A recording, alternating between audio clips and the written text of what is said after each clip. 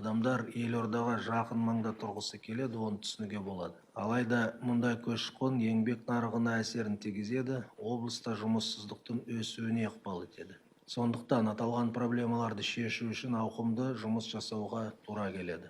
Ұсынылып отырған кешенді жоспар осы бағыттағы негізгі бағдарламалық құжат болады. Қала маңындағы ауылдардың сумен қамтамасыз ету, су бұру, электрмен жабдықтау, жолдардың жай-күйі сияқты өздерінің проблемалары да баршылық.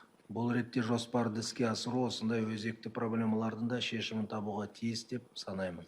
Сонымен қатар елорда іргесіндегі ауылдарда тұрақты жұмыс орындарын ашу қажет. Кешенді жоспарды іске асыру кезінде көлік коммуникация, сауда, логистика, инженерлік, коммуналдық және әлеуметтік инфрақұрылымның біртұтас кешенін құру үшін инвестициялар тартуға қолайлы жағдай жасау керек. Агломерацияның негізгі мақсаты да осы болуға тиіс.